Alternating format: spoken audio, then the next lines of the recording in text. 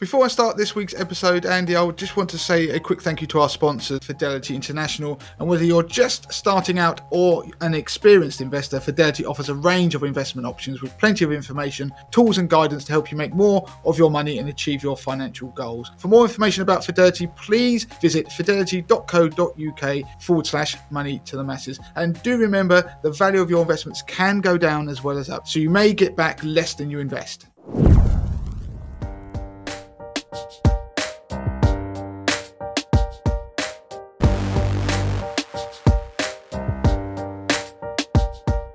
Hello and welcome to episode 408 of the Money to the Masses podcast with your resident expert, as always, Damien Fay, and me, Andy Leeks. Damien, welcome back. How are you doing? I'm good, Andy. Very good. Excited about the amount of things that we're doing. Excited because I am stood in the middle of a redesigned studio at the moment. Andy is in the midst of creating an epic studio for Money to Masses because we're going to be doing more and more video. It enables us to get more video out. It will enable us, more importantly, to listeners, that we'll be able to record our podcasts and put them out on YouTube, so you can actually watch the episodes and not just listen to them via a podcast. So that's incredibly exciting, and I'm going to just throw out some other things that we're working on just so people can listen out for them. The Grow It series is live at the moment. You will have noticed that they've been dropping into your feed. I think at the moment we're on about episode 3, Andy, is that right? By the time people get this particular episode, there are 10 episodes in the Grow It series, which is teaching you the basics of investing. Now, the early episodes are shorter deliberately, but they are going to get longer as we get into some of the meatier stuff to do with investing. So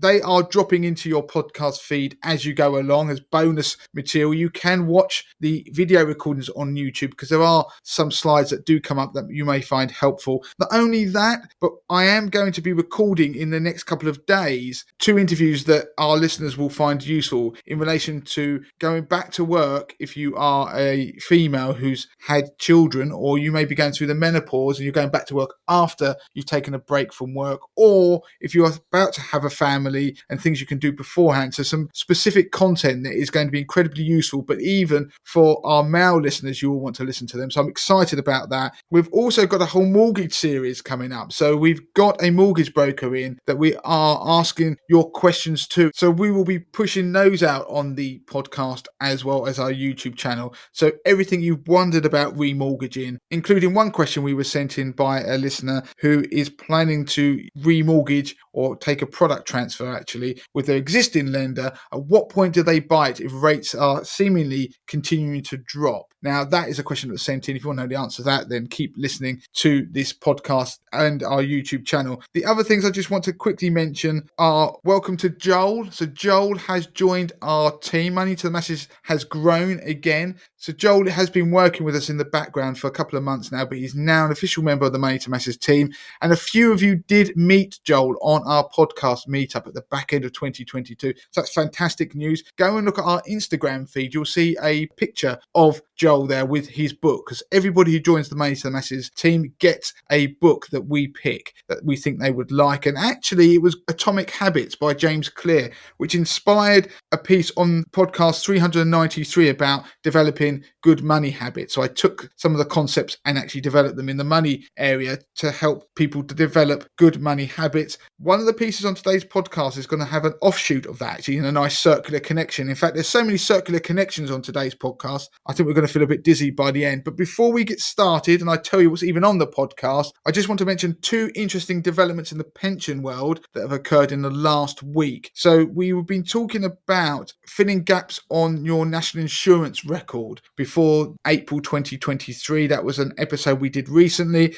There's been some news that although you are still going to have to notify your intention of filling that gap, you have until the 31st of July 2023 to actually make the payments. So that's a positive news. And the other thing, last week I talked about the gender pension gap. And one of the things I mentioned that needed to happen in order to try and help improve the situation are changes to auto-enrollment rules, which included removing that lower earnings limit, that threshold. And so every pound that people earned, even if they were working part-time, would be eligible for matched employer contributions. And the good news is that that is likely to happen now. So there are things happening in Parliament that apparently this is likely to happen. There are a few more things that have got to happen, but hopefully in the next year or two, we are going to see some changes to the rules, which is fantastic news for women in particular who are working part-time after having children, which is why I was talking about that particular part of auto-enrollment. So that could be good news in the pipeline. And the other thing is the age limit is going to be changed as well. So more younger people will be falling into auto-enrollment. So Andy, after all of that,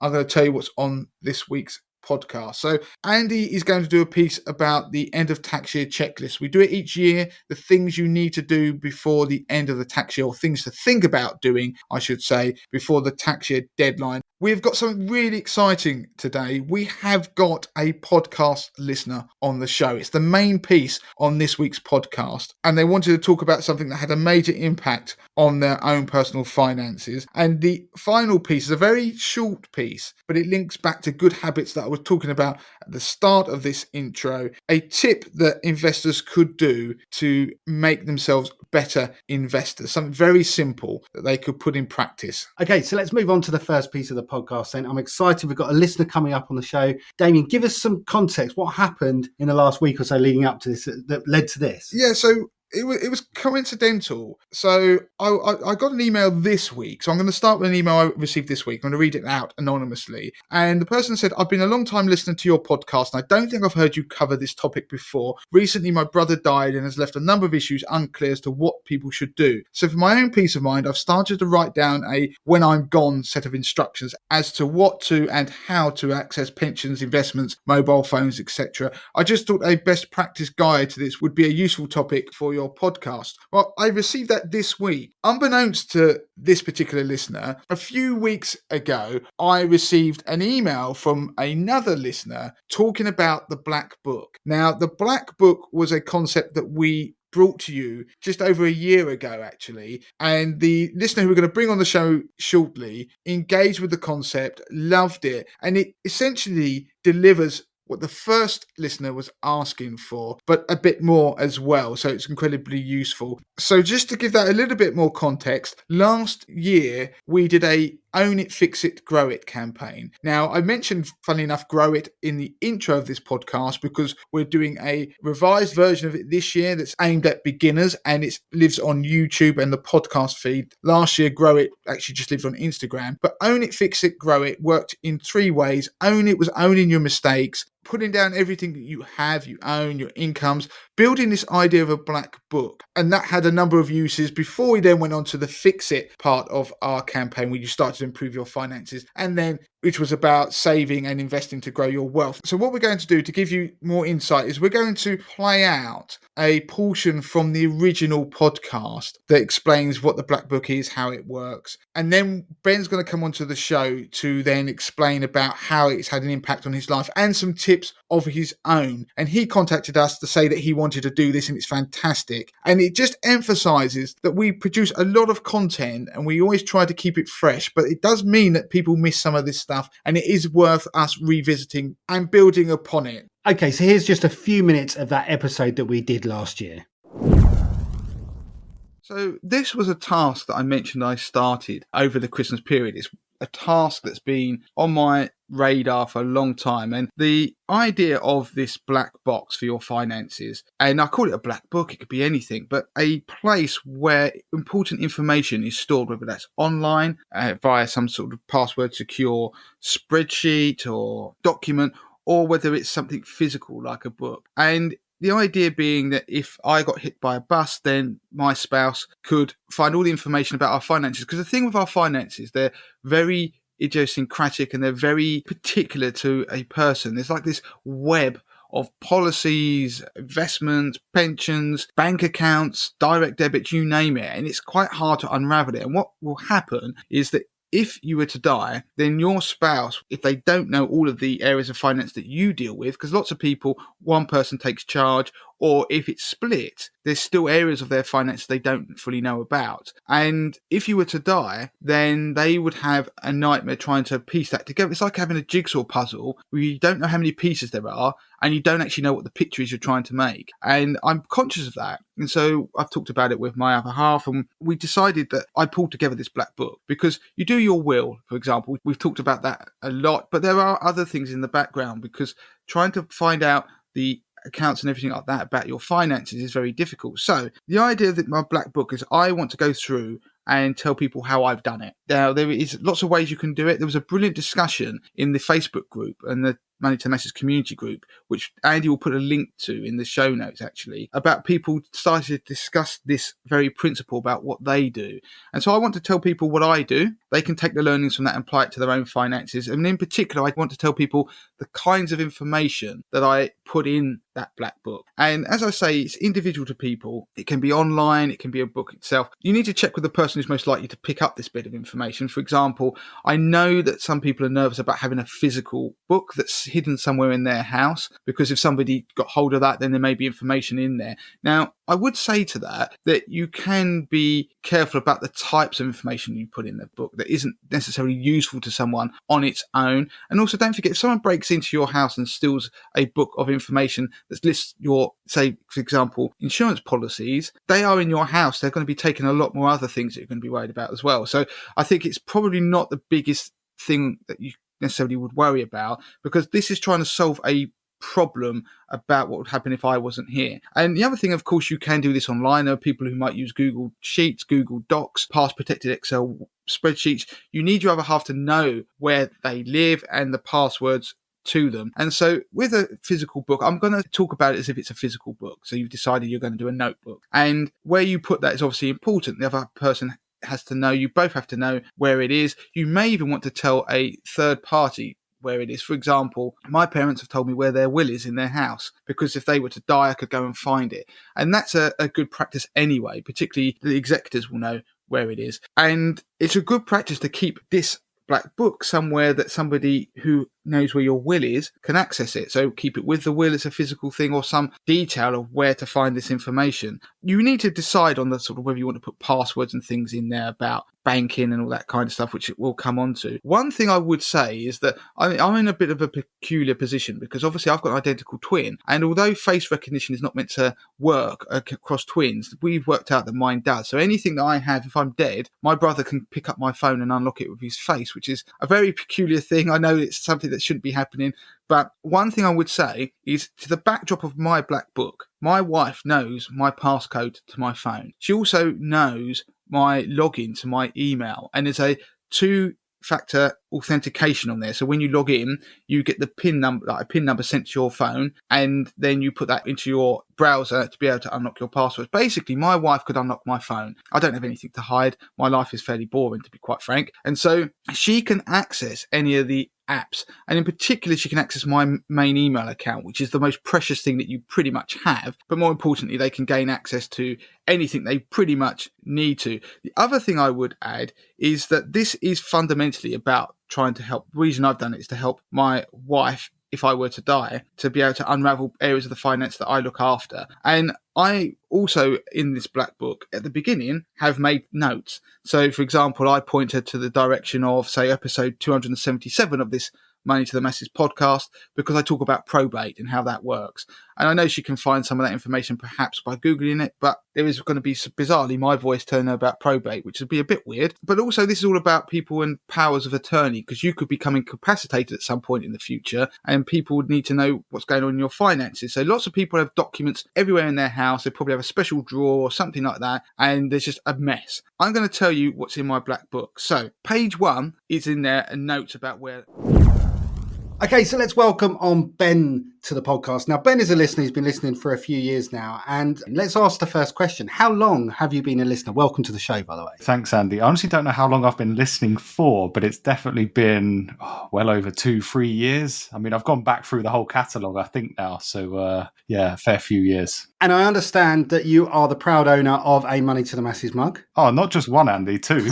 I've got I've got one which I got just for writing in with a question, and the second one for helping when you came up with your brand new website. I was helping with a couple of teething issues that you had, so I got a second one there as well. Actually, there is a hat trick possible because there was a mug that was created for I've Been on the Podcast. I don't know if you remember, we did a celebratory show many moons ago, and the people who sent in voice messages got them. And I know there are some spare ones in existence, so we'll dig them out. And actually, you probably got as many mugs beside me. In fact, I think you're probably the largest holder of Money to the Masses mugs. Yeah, I think I've only got two. My favourite is the rainbow mug, which is another exclusive set of mugs that we did a very small run on. So, Ben, welcome to the show. Thank you for joining us. Now, the reason you are here is you got in touch with us following on from something we covered a little while back in the podcast, a couple of years ago now, the Black Book episode, one of our most popular episodes. So that's right. So Ben got in touch, and we've always been wanting more user-generated content. I hate that phrase, but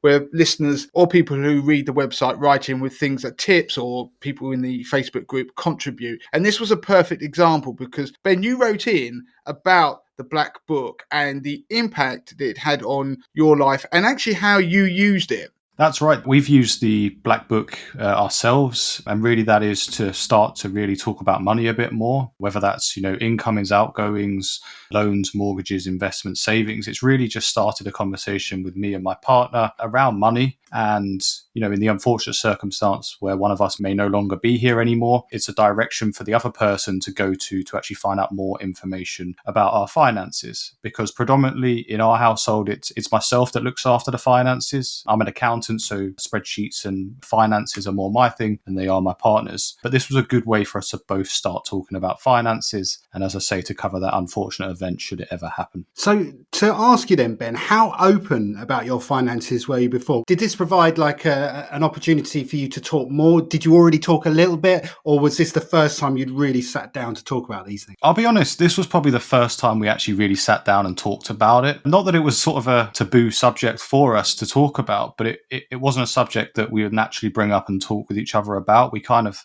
have separate finances, but we do own a property together and we do have a shared bank account. So we kind of knew parts of the finances, but we never really talked about them before. I'd probably say that was one of the most difficult parts of this, creating a Black Book. It was just starting it and starting that initial conversation. But the benefits that we've had since we've implemented it have been massive and far-reaching, to be honest. How long did it take you to complete the Black Book? Did you do it all in one go, or did you do it in stages? Did you instigate the completion and then sort of pull your partner in and say, look, this is what I'm doing? How did it work for you? Yeah, well, it was myself that initiated it, and it did take a while to get through it. If I remember back to when you were doing your Own It and Fix It campaign on Instagram, you were talking about breaking it up into small chunks, and that's really what I decided to do. Now, I didn't bring my partner into talking about it probably until a bit later on in that conversation, but I felt that on the face of it, it was quite a big task to pull all this information. We're talking, insurance policy numbers, contact details, even down to the minute details of, in the unfortunate event someone passes away, which savings account should I access first? Which one's the easiest to access? So I really wanted to build that first and then start the conversations with my partner about, well, what does this actually mean? Because I understand a lot of,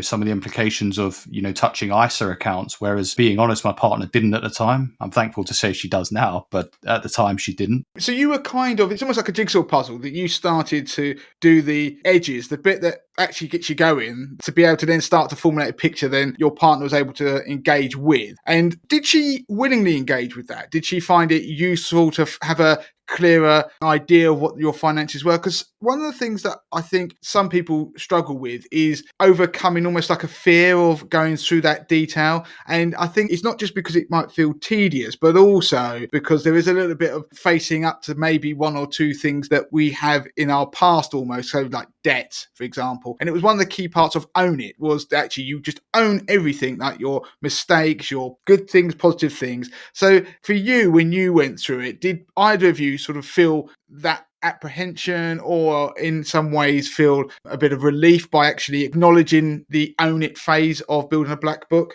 Yeah, we both kind of, well, I can't speak on her behalf, but, from my point of view, there was that apprehension. I'm sure there was on her part as well. But what we did at the beginning was set some ground rules as such, just to say that this isn't an exercise to say, well, why are you spending this on, clothing, and why am I spending X on video games? It wasn't that. It was more to help and support each other in terms of, in that unfortunate event that someone passed away, and just have a greater understanding of what our finances are and where we are spending our money. I can give a good example of one where, we both laid out our outgoings and we're both still paying for a separate Netflix account. Now, we live in the same household, so under Netflix's current rules, you can share your password and have the same account, but we were actually paying separately. So that was £10 coming out from each of us a month. One thing I'm always intrigued about as well is things like pensions, because obviously part of the Black Book is to look at things beyond just obviously budgeting, you're looking at insurances, but then pensions and looking at details about maybe employer pensions. Did that have any impact on you? Yeah, it did, Damien. I mean,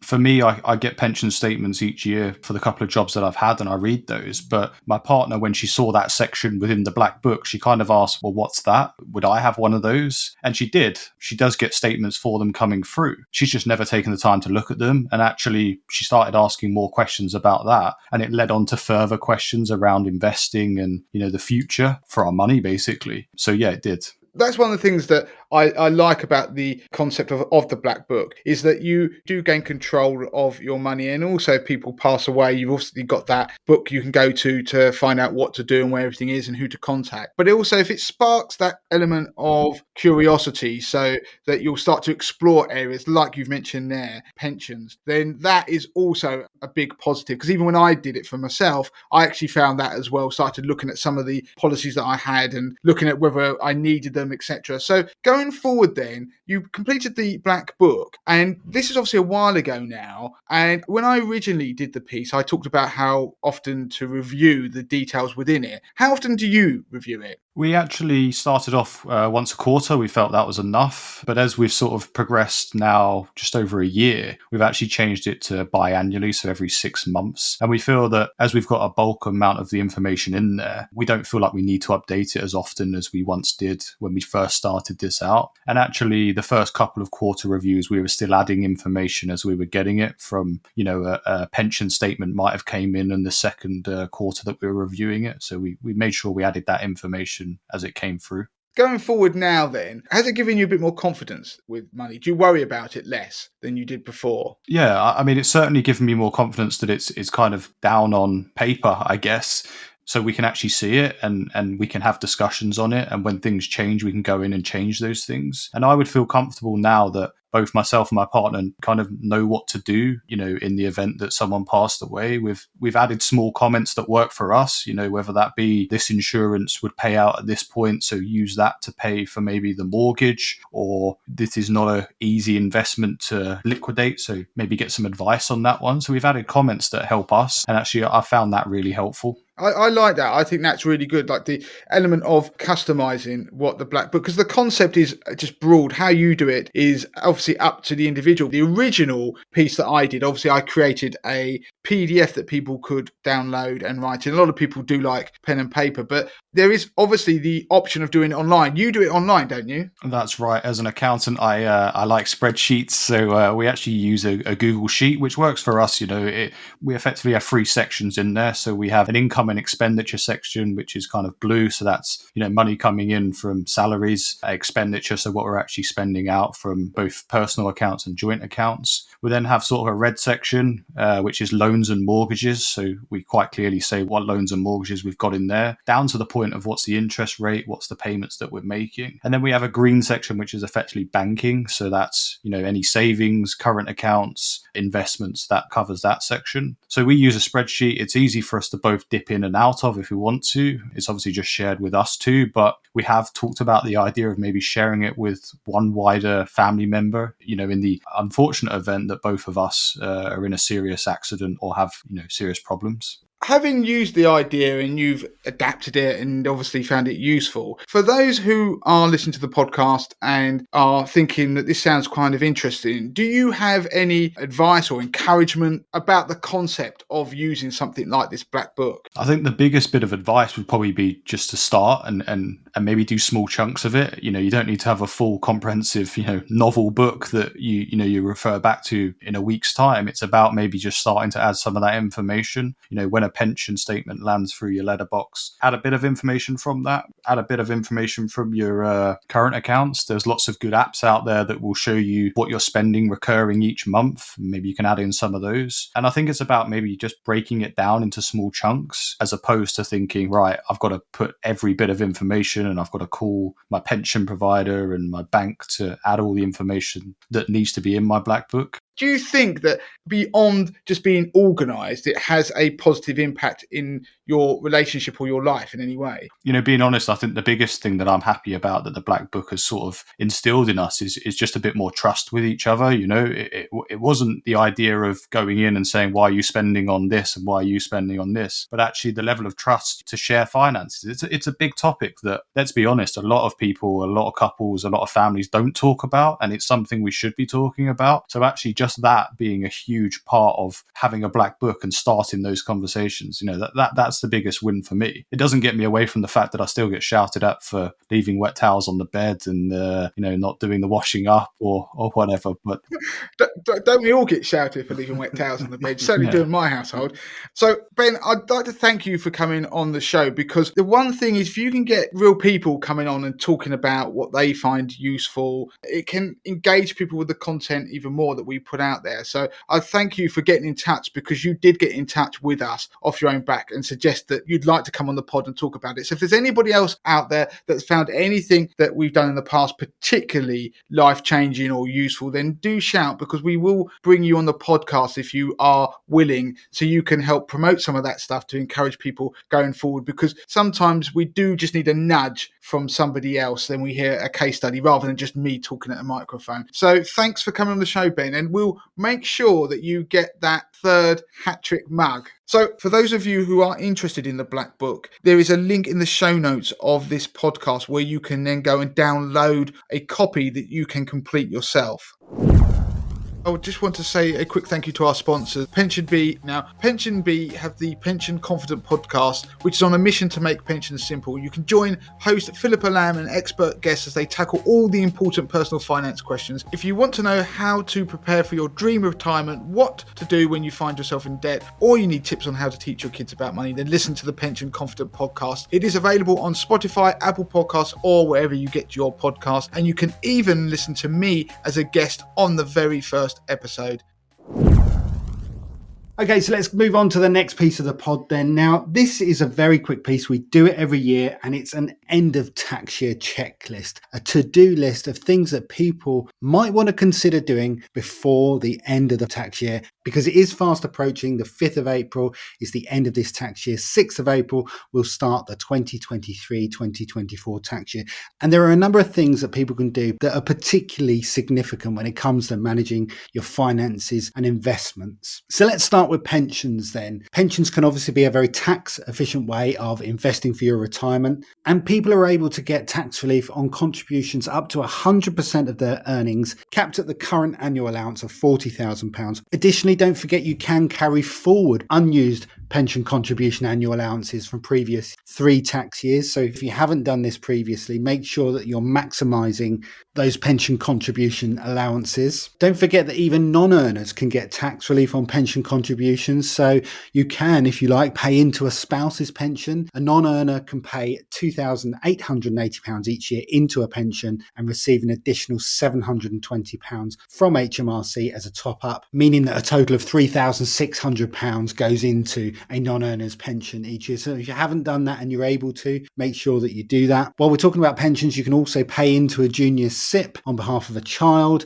and you can contribute up to, again, £2,880 per year into a junior SIP, and that will attract additional tax relief. Much like a non-earner's pension, it will be another £720 in tax relief, totaling £3,600. And finally, on pensions, don't forget, some of you may be able to boost your state pension by topping up any shortfalls in paying national insurance contributions. We covered this on the podcast a little while ago. Damien also mentioned the fact that the deadline for paying voluntary contributions has now been extended beyond the end of this tax year, the 5th of April, and those can be made now right up until the end of July, the 31st of July. So if you're someone who has identified a gap in your national insurance record and can benefit from this additional boost to your state pension, make sure that you do that soon, because even though the deadline for paying it has been extended, you still need to get the ball rolling on that. Just finally on pensions, if you're unsure about how much you need to be paying into a pension, whether it's worth paying additional amounts into a pension, we have got a pension calculator on the Money to the Masses website. There is a link within this end of tax year checklist for you to be able to click on, and you can crunch the numbers yourself. So let's move on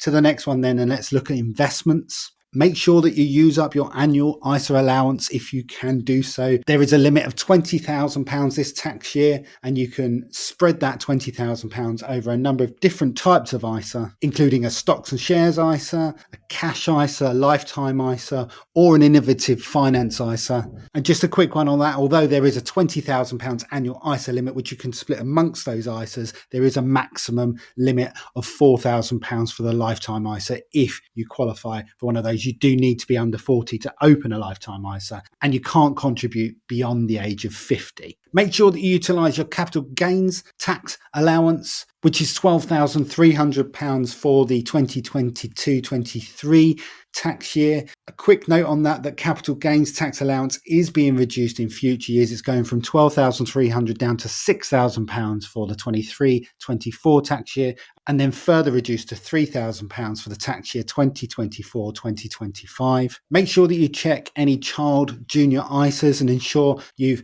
paid in up to the maximum if you can do so. There is a maximum of £9,000 for a junior ISA for the 2022-23 tax year. Don't forget, any unused allowances are lost and so cannot be carried forward. And so it's a kind of use it or lose it situation with ISAs. And finally, on investments, are you able to take advantage of alternative investments such as tax incentivized investments, such as venture capital trusts? Again, we have covered that in previous podcasts. They do attract generous tax relief, which are tax year sensitive. Remember, though, that they're only suitable for certain types of sophisticated investors. Again, we have covered that in detail in one of our previous podcasts, but it might be something that you want to consider because, again, it is sensitive to the tax year. And just finally, in terms of tax, remember that you can dispose capital losses by offsetting them against capital gains made elsewhere. You can also carry forward excess capital losses, but you must declare them on your tax return within 4 years. Marriage tax allowance is another one. If your spouse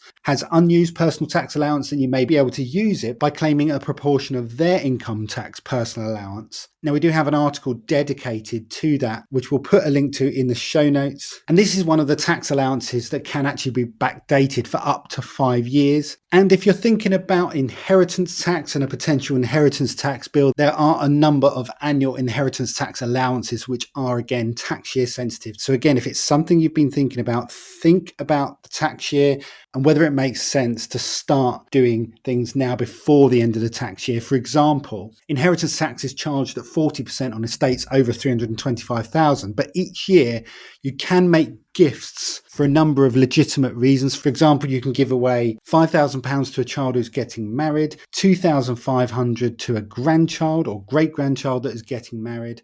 Regular gifts from your income are also inheritance tax free. The size is irrelevant as long as you can maintain your normal lifestyle after making those. And the reason I mention that is a grandparent could potentially use those gifts to fund, say, a pension for a grandchild, which is obviously tax year sensitive as well. So there's a number of reasons why we're mentioning this now before the end of the tax year. And we cover inheritance tax and ways that you can reduce your inheritance tax bill in detail in an article which I will again post in the show notes of this podcast. Okay, that brings us on to the final piece of the podcast, and it's a very short, succinct tip. So I mentioned Atomic Habits and the book that we gave to Joel, and episode 393, your homework, aside from your black book, is to go back and listen to that one because it talks about how you can create good habits in terms of money and eradicate bad habits. In that episode, I did talk about my own journey with good and bad habits, creating good ones, eradicating bad ones. And one of the ones I touched upon very briefly, if you listen to it, I mentioned that while I will look at stock markets and look at the stock app on my phone each day to see what markets are doing to learn